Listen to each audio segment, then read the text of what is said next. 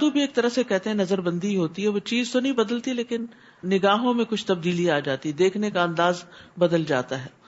بلا شبہ ہم نے آسمان میں برج بنائے اور دیکھنے والوں کے لیے انہیں سجا دیا.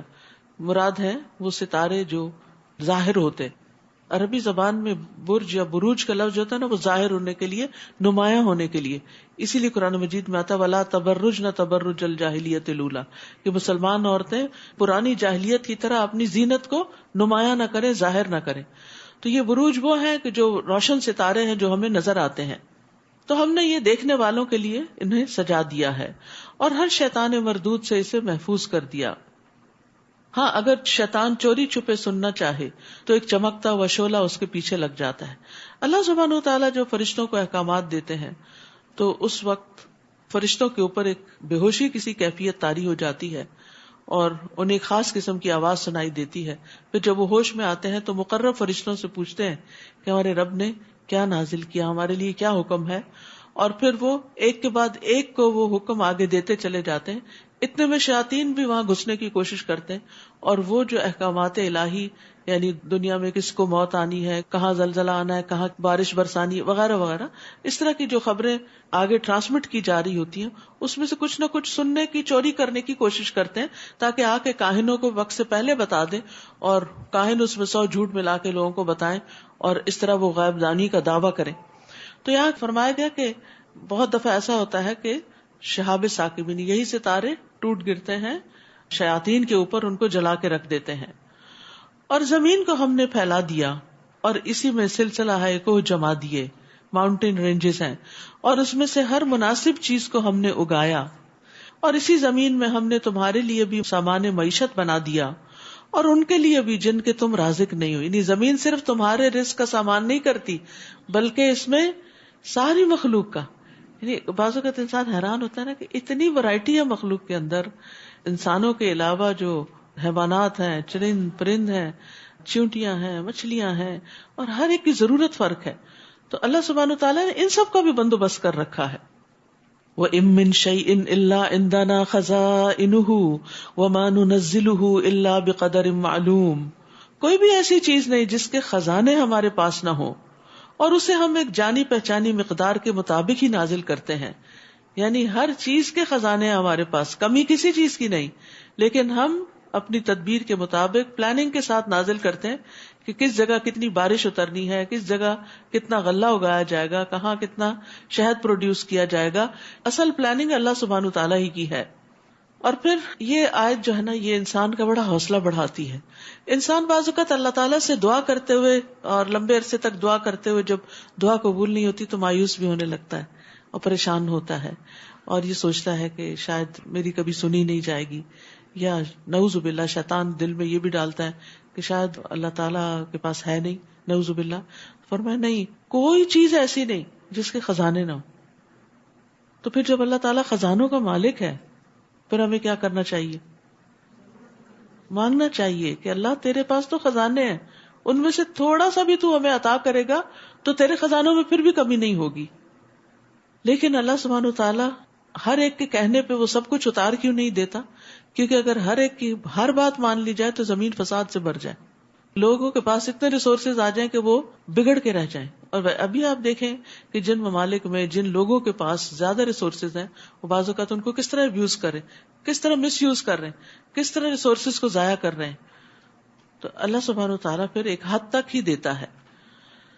نیز ہم نے پانی سے لدی ہوئی ہوائیں بھیجی، پھر آسمان سے پانی برسا کر ہم نے اسے تمہیں سیراب کیا. اس پانی کا ذخیرہ رکھنے والے ہم ہی ہیں، تم نہیں ہو. یعنی یہ اللہ ہی کا کام ہے. اگر تمہارے ذمہ ہوتا یہ واٹر سپلائی کی پلاننگ تو تم فیل ہو جاتے. اور بلا شبہ ہم ہی زندہ کرتے اور مارتے ہیں اور ہم ہی ہر چیز کے وارث ہیں. اور ہمیں یقیناً ان لوگوں کا بھی علم ہے جو تم سے آگے نکل گئے اور جو پیچھے رہنے والے ہیں، چاہے نیکی میں آگے نکلنے والے، چاہے گناہوں میں آگے نکلنے والے، اور نیکی میں پیچھے رہنے والے، اور یا پھر وقت کے اعتبار سے جو آگے قومیں گزر گئیں اور جو بعد میں آنے والی ہیں. اللہ سبحانہ تعالیٰ ان سب کو جانتا ہے. آپ کا رب ہی ان سب کو جمع کرے گا. بلا شبہ وہ حکمت والا اور سب کچھ جاننے والا ہے. ہم نے انسان کو گلے سڑے گارے سے خشک شدہ ٹن سے بجنے والی مٹی سے پیدا کیا، یعنی بجنے والی مٹی سے بنایا. انسان کی تخلیق میں تراب کا لفظ بھی آتا ہے، پھر حمن مسنون کا لفظ بھی آتا ہے، سلسال کا بھی آتا ہے، اور کل فخار کا بھی آتا ہے. تو یہ تخلیق کی مختلف سٹیجز ہیں جن کو قرآن نے ذکر کیا ہے. اور جنوں کو اس سے پہلے ہم آگ کی لپٹ سے پیدا کر چکے تھے، یعنی جن انسانوں سے پہلے تخلیق کیے گئے. اسی لیے ابلیس کو بھی کہا گیا تھا کہ وہ سجدہ کرے. اور وہ وقت یاد کرو جب آپ کے رب نے فرشتوں سے کہا کہ میں گلے سڑے گارے کی کھنکھناتی مٹی سے ایک انسان پیدا کرنے لگا ہوں، تو جب میں اسے درست کر چکوں اور اس میں اپنی روح سے کچھ پھونک دوں تو تم اس کے سامنے سجدہ ریز ہو جانا.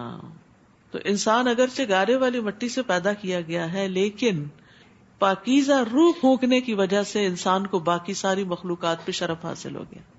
یہ ہماری روح ہے اصل میں، جس کو اللہ سبحانہ وتعالیٰ اپنی طرف نسبت دیتے ہیں. وَنَفَخْتُ فِيهِ مِن رُوحِي. اس کا یہ مطلب نہیں کہ اللہ کی روح میں سے کچھ روح انسان میں ڈال دی گئی، یہ تشریفی اضافت ہوتی ہے. اللہ تعالیٰ کسی چیز کو عزت بخشنے کے لیے اپنی طرف منسوب کر لیتے ہیں. جیسے بیت اللہ، تو اللہ تعالیٰ اس کے اندر رہتے تھوڑی ہیں، تو اس کو عزت بخشنے کے لیے اس کو بیت اللہ کہا گیا. ناقۃ اللہ، اللہ کی اونٹنی.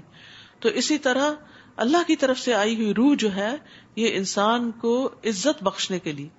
اس لیے بہت ضروری ہے کہ جہاں ہم اپنے جسم کی ضروریات کا خیال رکھتے ہیں، کھانے پینے کا، دیگر اس کو آرام پہنچانے کا، وہاں یہ بھی ضروری ہے کہ ہم اپنی روح کی غذا کا بھی بندوبست کریں.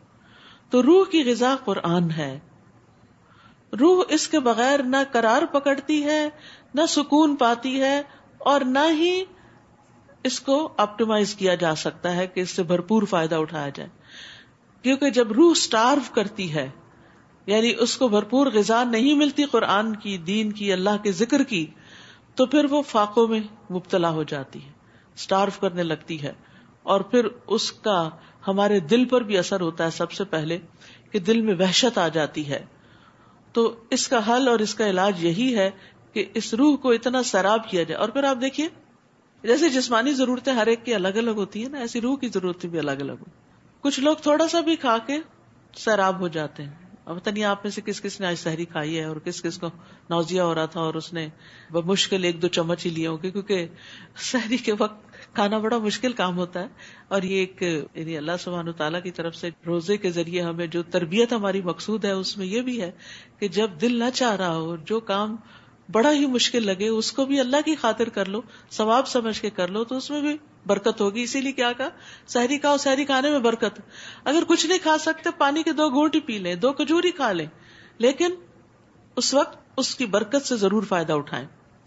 تو اسی طرح ہماری روح بھی جب قرآن سے دور ہوتی ہے نا، تو جب اس کو قرآن کی طرف لایا جاتا ہے تو وہ وحشت سی محسوس کرتی ہے. ابتدا میں اس کو بھی شاید نوزیا ہوتا ہے اور دل نہیں لگتا، پھر آہستہ آہستہ مانوس ہوتی جاتی، پھر آہستہ آہستہ خوش ہوتی چلی جاتی، پھر آہستہ آہستہ اس کی طلب بڑھتی چلی جاتی. اور جب طلب بڑھ جاتی ہے اور رسد جو ہے وہ اس کے مطابق نہ ہو، یعنی سپلائی بہت کم ہو، تو پھر وہ روح بے چین رہتی ہے.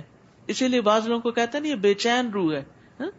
تو یہ بے چین روح جو ہوتی ہے اس کی نیوٹریشن جو ہے وہ پوری نہیں ہوئی بھی ہوتی، تو اس کو اپنی قرآن کی ڈوز مزید بڑھانے کی ضرورت ہوتی. جب کبھی آپ بے چین ہو، آپ قرآن مجید لے کے بیٹھ جائیں، پڑھتے رہیں پڑھتے رہیں پڑھتے رہیں، آپ دیکھیں گے کہ ایک وقت آئے گا کہ آپ سیراب ہو چکے گے، ایسے ہو گئے جیسے آپ تر ہو گئے، اور آپ کی بے چینی ساری دور ہو جائے گی. اس وقت دوستوں کو فون کرنے کی بجائے، میوزک سننے کی بجائے، ادھر ادھر اور کام کرنے کی بجائے سیدھے قرآن کو پکڑیں اور پڑھنا شروع کر دیں. اور اگر آپ کو سمجھ آ رہا ہو تو اور جلدی اس سے فائدہ ہوگا، ورنہ ہر حال میں فائدہ مند ہے قرآن کے ساتھ تعلق قائم کرنا، اور یہ روح کی سیرابی کا ذریعہ ہے، اور اسی سے انسان کی عزت ہے. آپ جسمانی طور پر کتنے بھی فٹ ہو جائیں، لیکن اگر روحانی طور پر فٹ نہیں ہے تو آپ پوری طرح پرفارم بھی نہیں کر سکتے، اور پھر آخرت میں بھی پوری طرح انجوائے نہیں کر سکتے.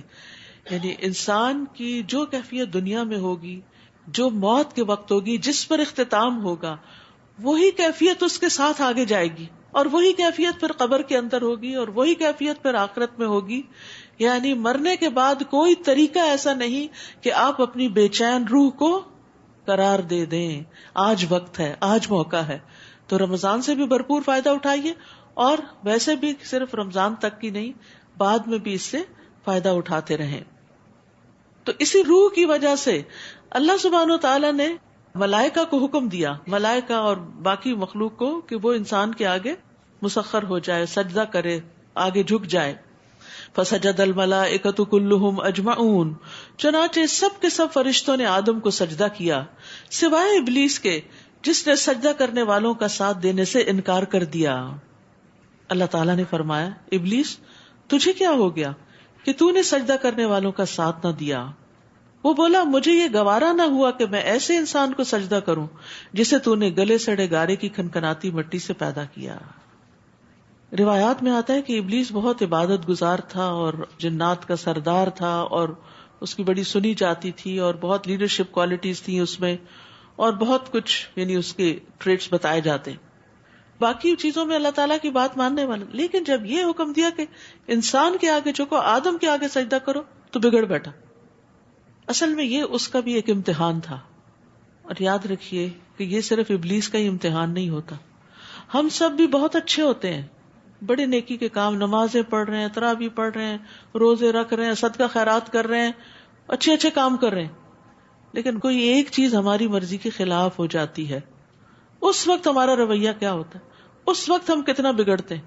اس وقت ہم کھل کے سامنے آ جاتے ہیں کہ ہم کون ہیں.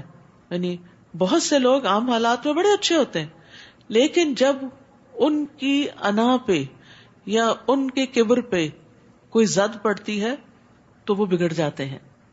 تو ہم سب کو بھی اس بارے میں بہت محتاط ہونا چاہیے کہ کہیں ایسا نہ ہو کہ ہماری کسی ایسی ویکنس کی وجہ سے قرآن مجید کا کوئی حکم جو ہمیں مشکل لگتا ہو یا ہماری مرضی کے خلاف ہو یا ہماری خواہشات پر پابندی لگاتا ہو، اس کو سن کر ہم بگڑ بیٹھے اور سب کچھ ہی نہ چھوڑ دیں.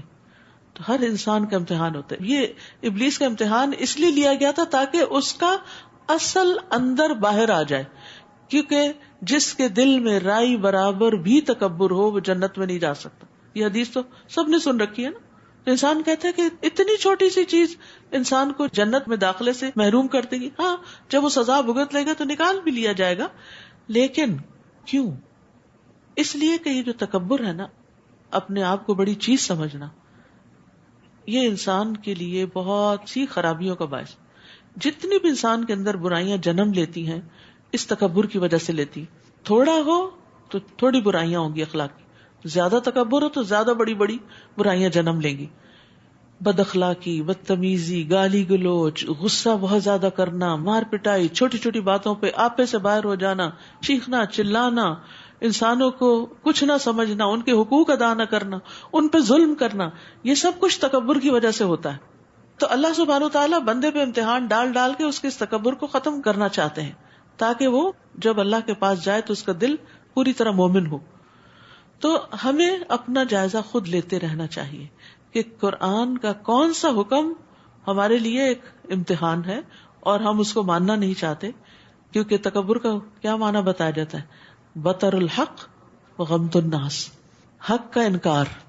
قرآن کے بعض احکامات کو لے لینا اور بعض کو چھوڑ دینا، یہ بھی اسی میں آتا ہے. اور غمط الناس، جب لوگوں کے ساتھ ڈیلنگ ہو تو پھر ان کو حقیر سمجھ کے ان پہ ظلم زیادتی کرنا، ان کو ان کا ڈیو رائٹ نہ دینا، ان کا حق نہ دینا. تو یہ چیز انسان کے اپنے حق میں بہت نقصان دہ. اللہ تعالیٰ نے فرمایا یہاں سے نکل جا کیونکہ تو مردود ہے اور روز جزا تک تجھ پہ لعنت ہے، اللہ کی رحمت سے دور. وہ کہنے لگا میرے رب پھر مجھے اس دن تک زندہ رہنے کی مہلت دے دے جب لوگ دوبارہ اٹھائے جائیں گے. اللہ تعالیٰ نے فرمایا تجھے مہلت دی جاتی ہے اس دن تک جس کا وقت معلوم ہے. وہ بولا اے میرے رب، چونکہ تو نے مجھے آدم کے ذریعے بہکا دیا تو اب میں بھی دنیا میں لوگوں کو ان کے گناہ خوشنما کر کے دکھاؤں گا اور ان سب کو بہکا کر چھوڑوں گا. تو ابلیس ابن آدم کو دنیا میں دنیا کی زینت اور رونق اور دنیا کی محبت میں الجھاتا ہے. کس طرح؟ گناہ کے کام کروا کے اور دنیا میں اتنا مصروف کر کے کہ وہ دین کے لیے کوئی وقت ہی نہ پائیں. الا عبادک منہم المخلصین، اللہ یہ کہ تیرے چند مخلص بندے بچ جائیں تو اور بات ہے. کل بھی بات ہوئی تھی نا، اخلاص کے ذریعے انسان شیطان کی چالوں سے بچ سکتا ہے. اور یہاں بھی اس نے خود کہا یہ تیرے مخلص بندے جو ہے نا، یہ میرے ہاتھ نہیں آئیں گے، اخلاص والے نہیں ہاتھ آئیں گے میرے، باقی میں سب کو اپنے روش پہ لگا لوں گا. اللہ تعالیٰ نے فرمایا یہ وہ راستہ ہے جو سیدھا مجھ تک پہنچتا ہے. ایاک نعبد و ایاک نستعین، یہ ہے اخلاص. اہدنا الصراط المستقیم. میرے حقیقی بندوں پر تو تیرا کچھ زور نہ چل سکے گا، تیرا زور صرف ان گمراہوں پر چلے گا جو تیری پیروی کریں گے، جو تیری پیروی کریں گے. اور جہنم ہی وہ جگہ ہے جس کا ایسے سب لوگوں کو وعدہ دیا گیا ہے. اس کے 7 دروازے ہیں، ہر دروازے کے لیے ایک تقسیم شدہ حصہ ہوگا. استغفر اللہ. پہلے سے ہی طے شدہ ہے کہ مشرکین کس دروازے سے جائیں گے، منافقین کس دروازے سے جائیں گے، صحابی کس دروازے سے جائیں گے، مجوسی کس دروازے سے جائیں گے، یہود کس دروازے سے جائیں گے، نصارہ کس دروازے سے جائیں گے، اور مسلمانوں میں سے جن لوگوں نے غلط کام کیے اور توبہ کیے بغیر مر گئے وہ کس دروازے سے جائیں گے. ہر ایک کا دروازہ بھی مخصوص ہے. لہا 7 ابواب، اس کے 7 دروازے ہیں، اور لوگ اپنے اعمال کے مطابق ان دروازوں سے جائیں گے، کیونکہ ہر ایک دروازہ خاص لیول پہ لے جائے گا. جیسے لفٹ ہوتی ہے نا، تو اب اس میں کیا ہوتا ہے، جس نمبر کو آپ دباتے ہیں اس فلور پہ آپ نکل جاتے ہیں. تو جہنم کے بھی لیولز ہیں نا، اور منافقین جو ہیں وہ جہنم کے سب سے نچلے درجے پر ہوں گے. وہ جس دروازے سے داخل ہوں گے وہ سیدھا ان کو سب سے نیچے لے جائیں، جیسے کوئی بیسمنٹ ہو، سب سے نیچے. اور وہاں پر عذاب کی انتہا ہوگی. یعنی سب سے بدترین کوالٹی جو ہے وہ منافقت ہے، اوپر سے کچھ اور اندر سے کچھ. دین میں اخلاص کا نہ ہونا.